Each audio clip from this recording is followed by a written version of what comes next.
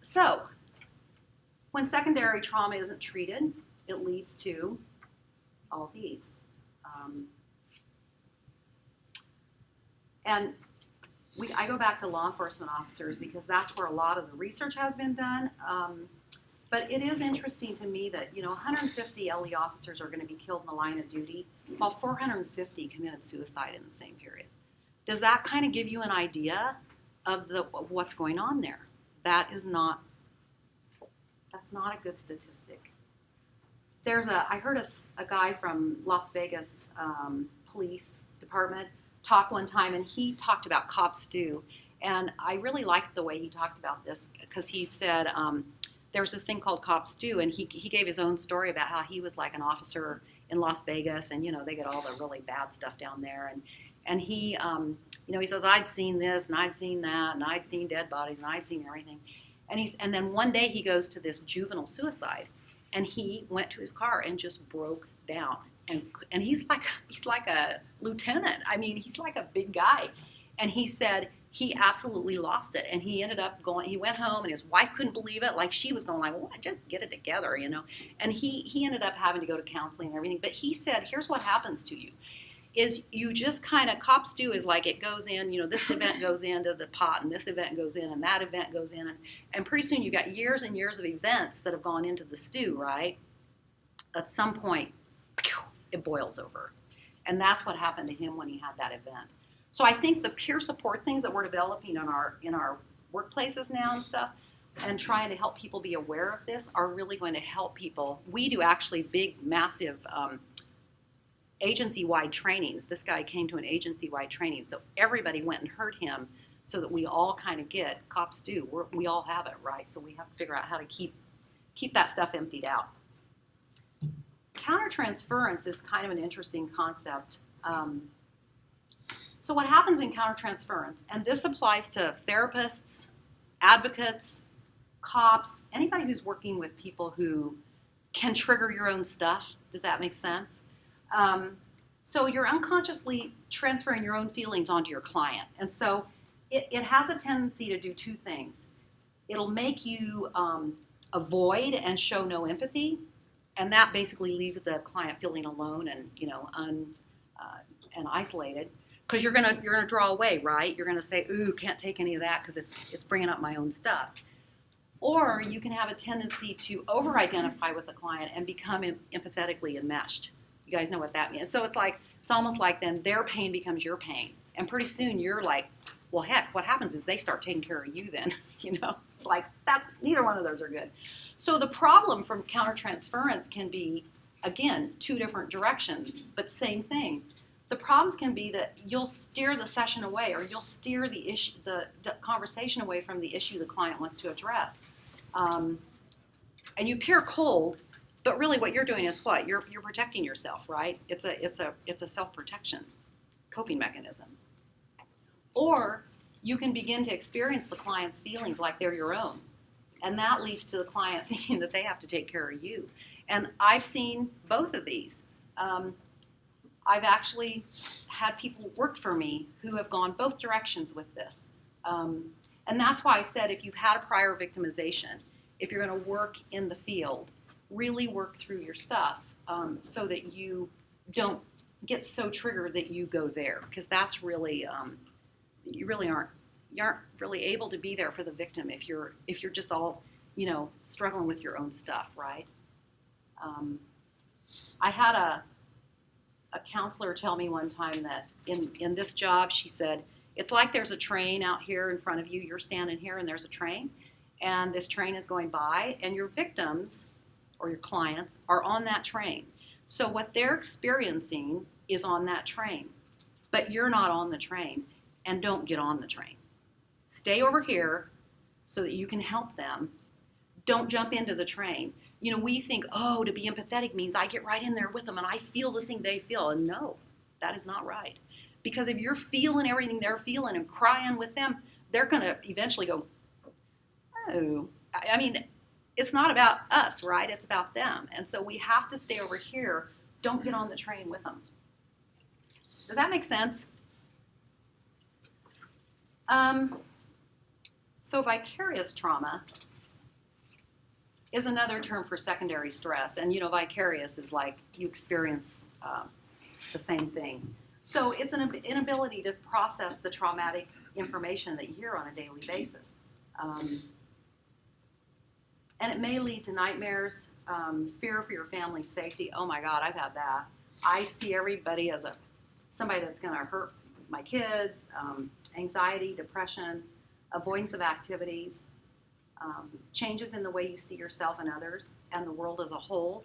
And that's true. I mean, at some point, I had to get a grip on the world is safe, basically. It's not like, you don't live in the place where all my victims live every day, all day long. And it can impact your ability to work effectively with victims. Because as we said, if you've got countertransference going on, or if you're working with your own stuff because if you're struggling with your own trauma, then you can see that you really aren't going to be there and present for them. I think the most important thing, and we talk about this even with cops, when they go out, the most important thing when you're working in this work with people who are traumatized or feeling or having cataclysmic emotion or not understanding the horrible thing that's happened to them is just to meet them where they are. You have to meet people where they are, and that means you've kind of cleaned the slate on your own stuff and you just come to them where they are, and then they kind of direct, where are we going to go, what are we going to do, how are we going to talk about this. When I go out on deaths, any kind of death, because we go out on call 24/7, we're on call on a rotation, and if you go out on a fatality or a death, a murder, or any kind of case where someone has died, suicide, I mean, there is so much cataclysmic emotion there I've pulled up in the driveway and I've heard the crying inside and just thought, oh my God, because the news released the story. So we go in there and people have all kinds of different reactions when they hear that kind of news.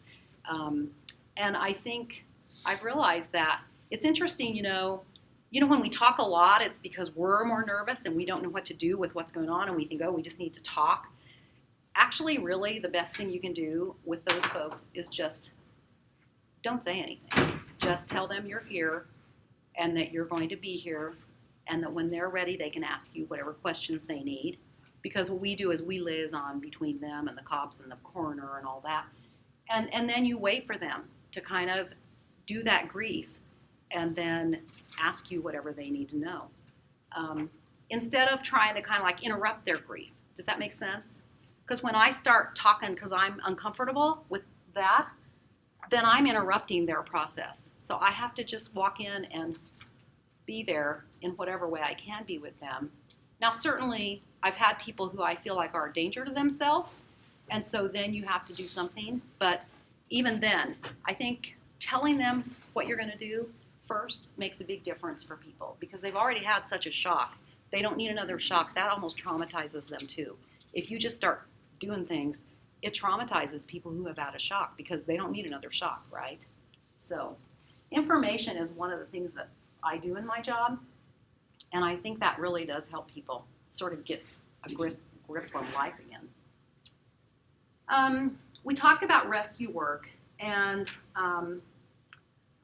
we just had the anniversary of the Oklahoma bombing. Did you guys see that on the news?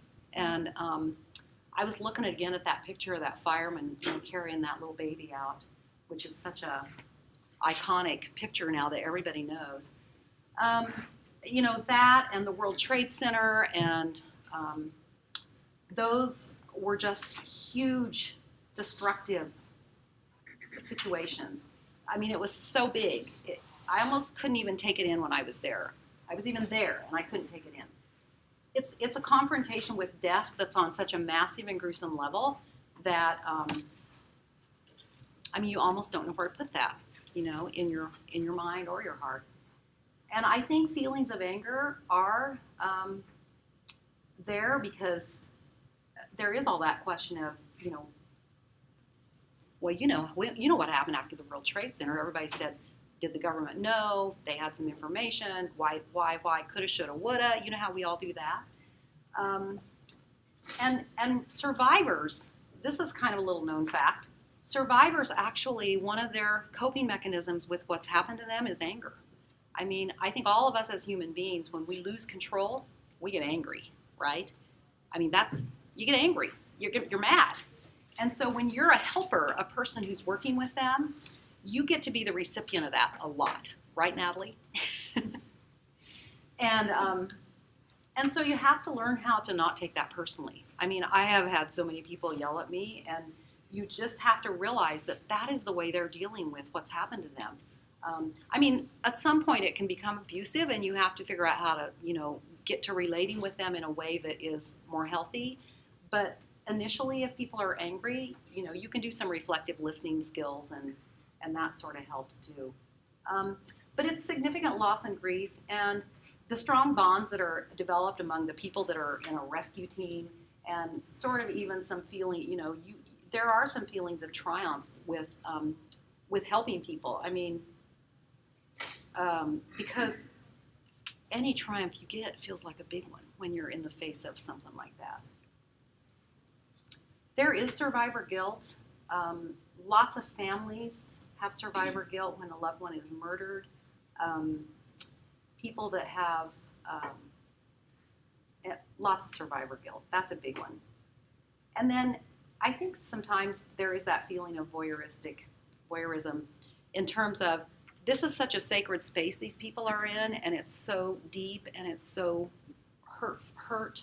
I mean, they're just in such a raw place that it almost feels like, why am I here? I don't know that I should even, you know what I mean? You just almost feel so humbled to be there, and it feels like, oh, I don't want to, like you're looking in on their raw experience. So burnout,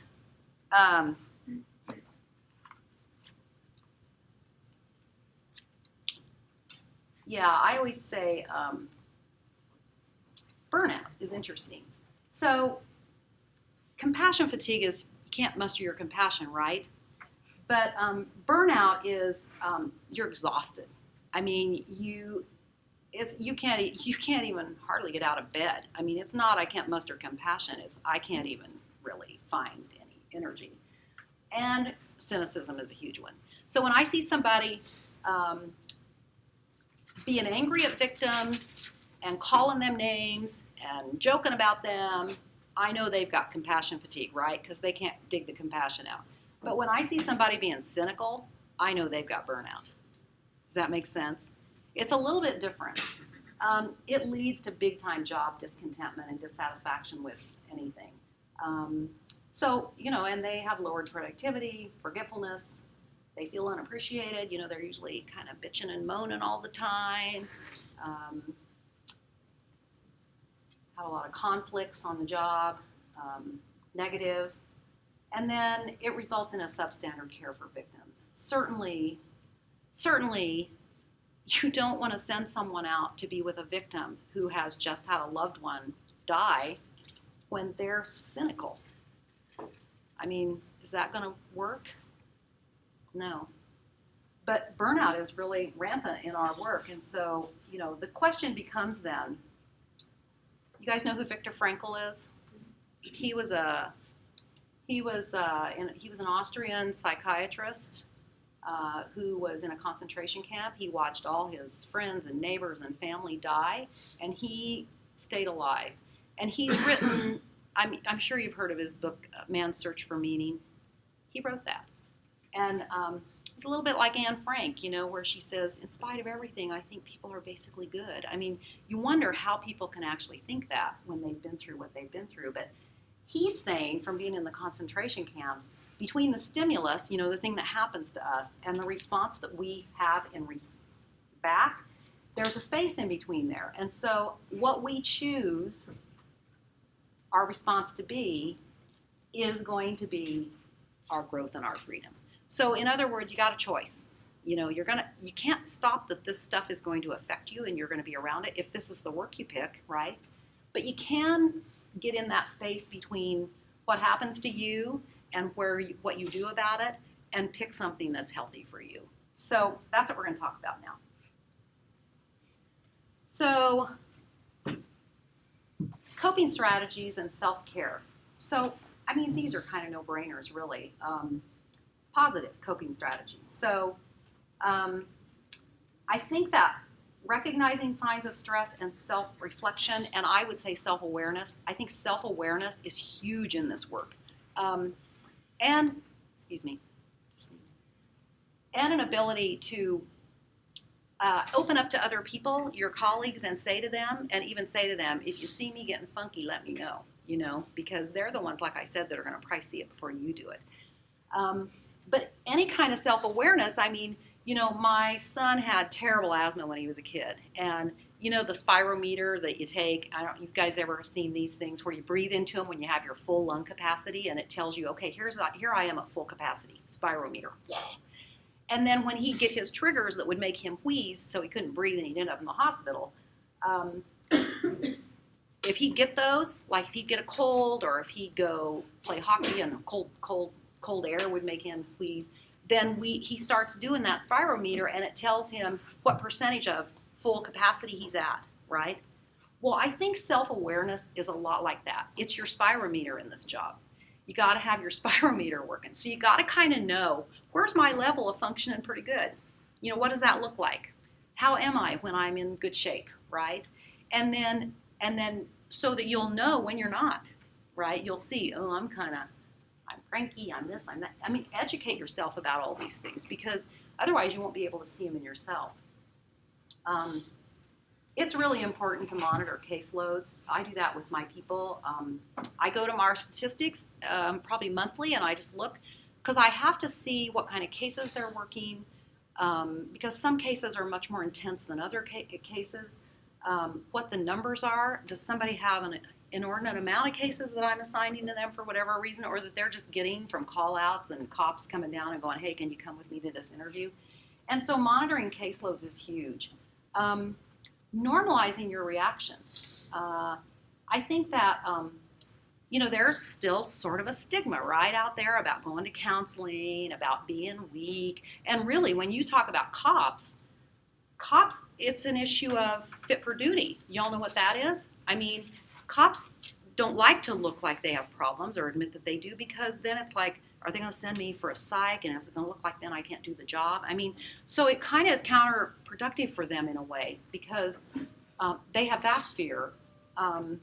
That's why we have an employee assistance program where we really encourage people to use it. It's a counseling, a program, and it's all confidential. So they can know that if they have a problem, they can go get counseling, and nobody's ever going to say anything. Nobody's going to know. Sheriff isn't going to know. Nobody needs to know if they don't want them to. And the peer support team is confidential too. So if they talk to someone in the peer support team, that's confidential. That goes nowhere. I think that's really helped them. When we started that program, that was one of their big concerns. I went out and did a little research on what were the barriers for them. And really the biggest barrier was confidentiality because of the fit for duty thing. So you want to engage in regular self-care activities. Do you all do this? I mean, you guys are stressful in school. I mean, school is stressful, right? Because you kind of have like overloaded workloads, and you're a little bit like all of us. It's stressful, isn't it? Right? So how do you guys do your self-care? Do you exercise? Go get massages? Meditation? Whatever. Good nutrition? Probably not. A lot of ramen noodles. You have a good cafeteria downstairs, though, right? That's got fairly good food. Yeah. So anyway, the one important thing to remember is that you're not responsible for the victim. Like I said, they're on the train, you're not, right? Don't get on the train with them. I always say when I hire a new person, you're not going to save anybody in this job. People come into this work because we want to help people. But I'm telling you right now, you won't save anybody. Don't think you're gonna. You're here to meet them where they are and then help them get through whatever situation they're in. You're not here to save their lives. You know what I mean? Because guess what? Saving is about me. I saved somebody. You're not going to save somebody. Yeah. I just try to remember that they were okay before I got here and they'll be okay when I leave. Yeah. Or not. I mean, Right. Some families are so at risk and horrible that I go, oh my God, I can't believe I'm leaving that kid in that family. But, I mean, the fact of the matter is, just like that. You can't save everybody. I mean, your job is very defined. When this person comes into your purview and they're on your caseload, then there are things you're going to do to help them through this process, and then you're done. I mean, you can't take them on as your project, right? Because here's a whole bunch of other people coming to be on your caseload. So, yeah, I think we want to save people, but I've started thinking what you can do though. Here's the really positive, cool thing, is you can plant seeds. What you can do with people that are really struggling and in trauma or at-risk kids. I work with a lot of juveniles and kids that live in really, really horrible homes, and I would love to just take them out of there, but I can't. I can't save them, right? But what I can do is I can give them, one of the things I think that's really important is positive regard. You guys know what that is? Positive regard is, a term when you treat someone like they have value. Because most of these kids that we work with, nobody treats them that way. Nobody treats them or talks to them like they have value. They don't even know they have any value. And they remember that. I mean, that's when you do see a result. Like, I've had young people come back years later who say, you're the only person who ever talked to me like I was worthwhile. And that's probably true, knowing their mom and dad and everybody else in their family system. So, does that save her? No. I mean, they usually end up, I had one girl I did that with, and she ended up in felony court on a burglary. So, it's not like you save them, right? You don't save them from that. But I dare say she started talking about me to the felony court judge, about the victim witness coordinator, and how I made her want to work with victims of crime. And so when you hear stuff like that, that did have an impact on her somehow, right? And so that positive regard is so important. But you're not responsible for them. If you took on every victim, you'd look at how you would then not be able to really be responsible for your own family. I mean, your family and your loved ones are the first, right? This circle around you. And know your limits. That's kind of what we're talking about here. Know your limits. For instance, my son used to be in motocross, right? They have the whole boots and the whole outfit and the bike and all this. And so I got called out to the Owyhee Race Club for a death in a bike race. And he was the same age as my son. And I'm telling you, to this day, I can't go on a call out of a 12-year-old at the Owyhee. I can't do that. I just know my limits. That triggered me so big time because he was so close to what I had, in my son. And when I went out and I saw, and then when I'd see my son's boots and his outfit, his riding outfit, and it looked just like that, it's like I just couldn't handle that. And so now I know that's a limit of mine. I probably won't go to one of those again. If people have like newborn babies, really, it's okay. We tell people, if you don't want to go out on that call where you've had a SIDS death or a child injury that resulted in a baby dying, let's get somebody else. So it's not like you're not weak. Y'all think I'm weak because I got triggered about my son? It's not like you're weak, right? You got to recognize your limits and where you can do the best work and where maybe you're not going to be as available to do your best work. That's all that really is, right? There's nothing negative about limits. And honestly, the people that work in this work, they are a team and they are a family, and we all care about each other. And so if somebody said to me, I can't do that one, I go, okay, we'll get somebody else. There's no negativity about that at all, even for cops. And so use consultation and debriefings and supervision. When I had to do a death notification one time for a little 9-year-old boy whose parents were killed in a big shootout. And when I got back to the office, I just broke down crying. I couldn't handle it. It was like one of the worst things I've ever had to do. And so my group, we just all huddle and we start debriefing. And debriefing is so important because it is important to go through that whole thing because, I kept going, oh, I wish I would have said this. Oh, I wish I wouldn't have said, you do all this self-doubt stuff, like I shouldn't have said this and I should have said that. And really, you did the best you could, right? with the skills that you have. But there's a lot of self-doubt when you're doing stuff like that. And so debriefing with your peers is really helpful because they can say, no, they can help you move past that. And, sometimes, yeah. And I think they normalize those feelings for you and go, I felt that too when I was involved in blah, blah, blah, blah, blah. And utilizing the AP I told you, our counseling program is really, really important. In fact, at the sheriff's office, we have now mandated all the first responder people, they have to go to a counseling session at least once a year.